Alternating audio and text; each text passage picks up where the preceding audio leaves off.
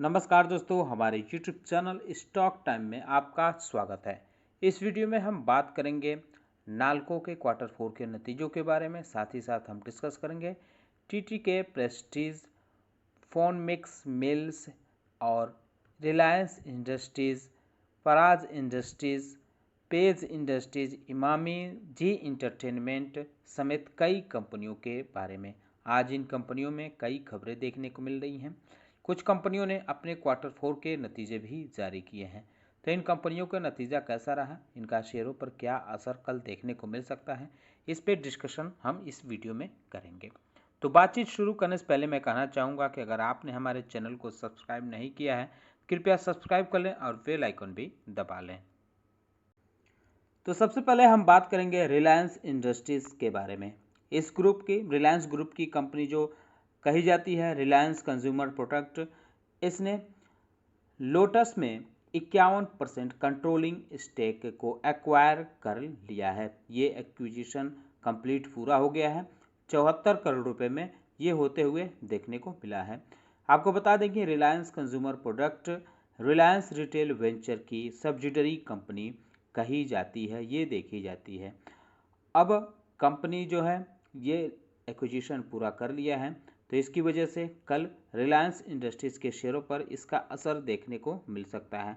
बहरहाल आज इसकी क्लोजिंग हरियाली में देखने को मिली। वहीं हम बात करें पराज इंडस्ट्रीज़ के बारे में, तो आज कंपनी ने अपने क्वार्टर 4 के नतीजे जारी किए हैं। आज इसके शेयरों में मामूली बदलाव देखा, महज 1% की उछाल इसमें रही। कंपनी ने रिपोर्ट किया है कि उसका जो कंसोलिडेटेड प्रॉफिट है ये 88 करोड़ रुपए के आसपास रहा है। इसमें 53% की ईयर ऑन ईयर ग्रोथ देखने को मिली है। रेवेन्यू फ्रॉम ऑपरेशन में 21% की ग्रोथ देखने को मिली। ये 1004 करोड़ रुपए रहा है पिछले साल के मुकाबले। इसके अलावा इसमें एक खबर और देखने को मिल रही है।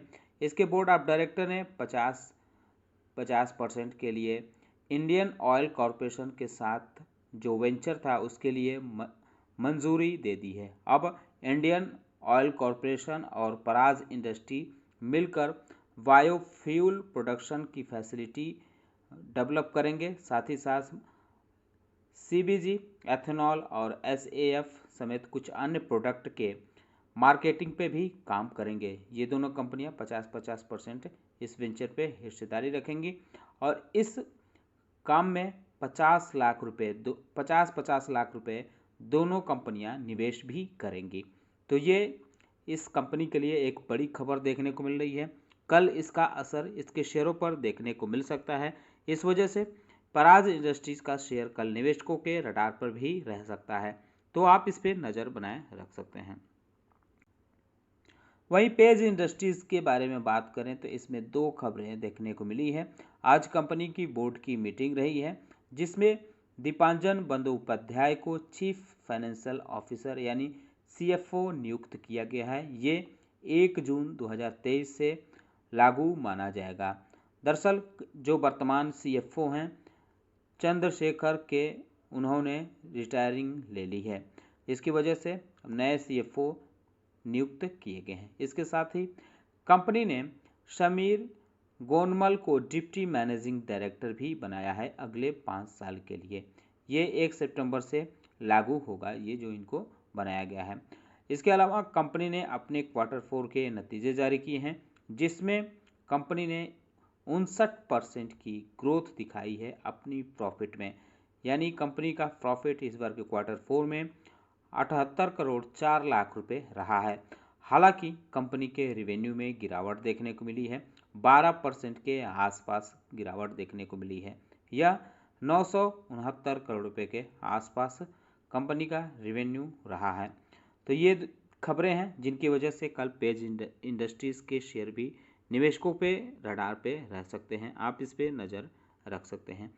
इमामी लिमिटेड के बारे में बात करें तो आज इसके शेयरों में 1.5% के आसपास की गिरावट देखने को मिली।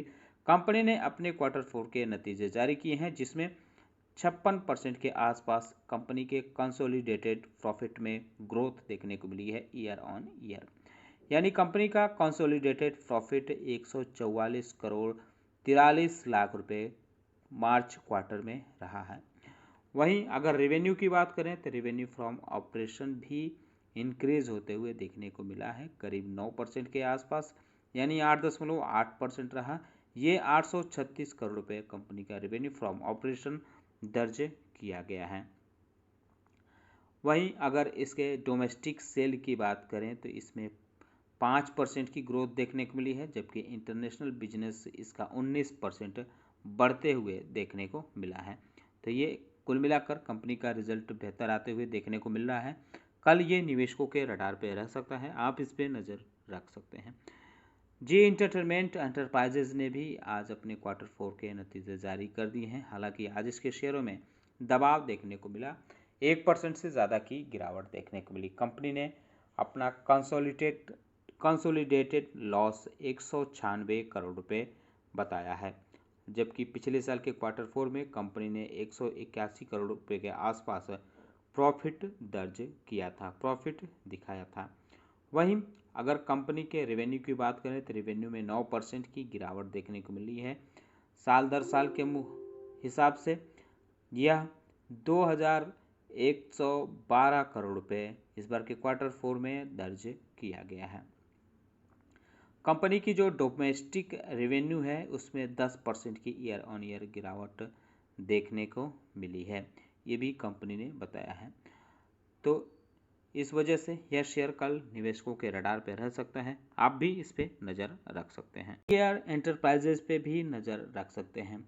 कंपनी की जो सब्सिडरी कंपनी है रेलिगेयर फिनवेस्ट, इसको नो ड्यूज सर्टिफिकेट मिल गया है।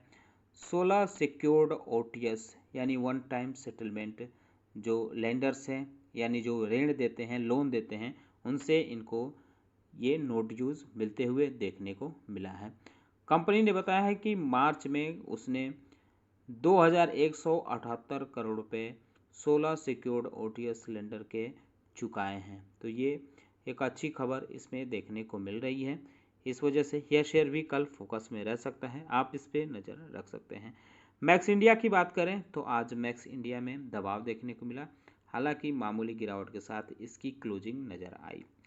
आज इसमें भी एक खबर देखने को मिल रही है कि कंपनी के बोर्ड ने अप्रूवल दे दिया है 294 करोड़ रुपए इन्वेस्ट करने के लिए। ये पैसा कंपनी की जो सब्सिडरीज हैं उनमें इन्वेस्ट किया जाएगा। 177 करोड़ अंतरा सीनियर लिविंग में इन्वेस्ट किए जाएंगे, जबकि 117 करोड़ अंतरा असिस्ट केयर सर्विस में ये कंपनी इन्वेस्ट करेगी। साथ ही साथ कंपनी ने Q4 के नतीजे भी जारी किए हैं, जिसमें कंपनी ने कंसोलिडेटेड लॉस दिखाया है 4 करोड़ 18 लाख रुपए Q4 में, जबकि अगर इसके रेवेन्यू की बात करें तो रेवेन्यू में 12% की ग्रोथ देखने को मिली है। 56 करोड़ 35 लाख रुपए कंपनी की रेवेन्यू रही है। तो ये कंपनी की में दो खबरें देखने को मिल रही है, इस वजह से यह शेयर भी कल निवेशकों के रडार पर रह सकता है, आप भी इस पे नज़र रख सकते हैं। TTK प्रेस्टीज की बात करें तो आज इसमें भयंकर गिरावट देखने को मिली, 4.5% के आसपास इसमें गिरावट नज़र आई।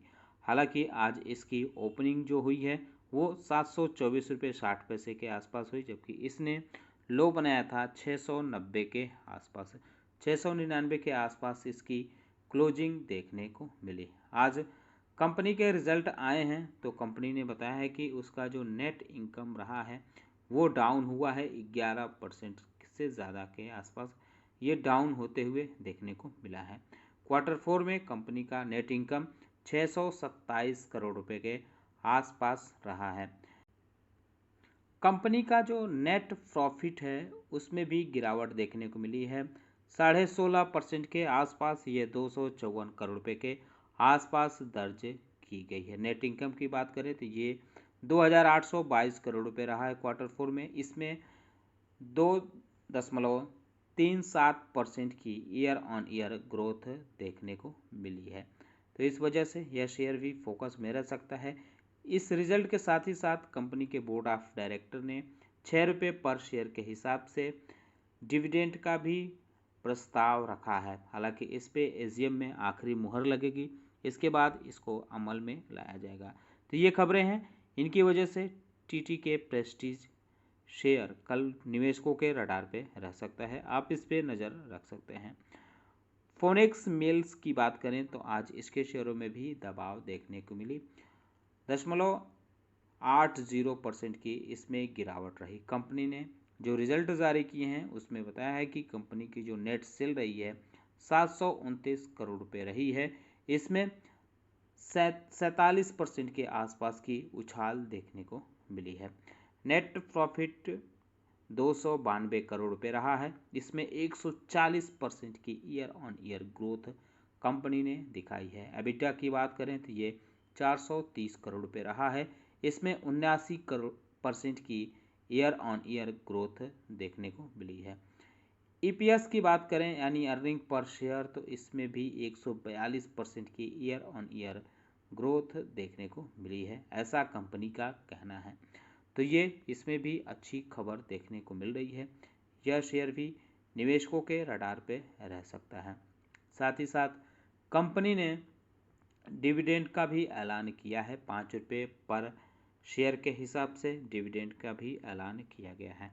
ये एक ट्रिगर है जिसकी वजह से कंपनी कल निवेशकों के रडार पे रह सकती है, आप इस पे नज़र रख सकते हैं।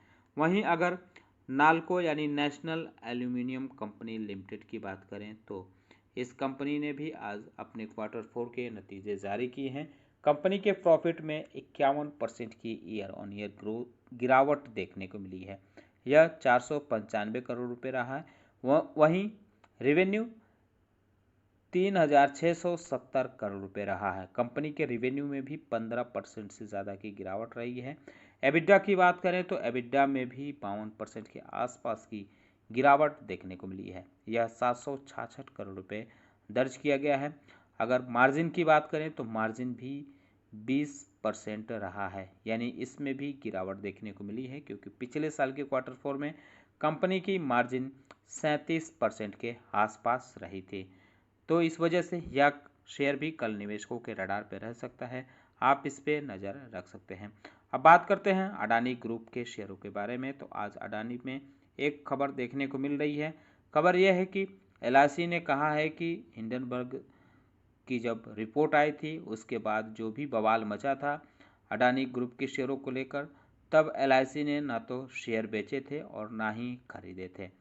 तो कल अडानी ग्रुप के शेयरों पे भी आप नज़र रख सकते हैं।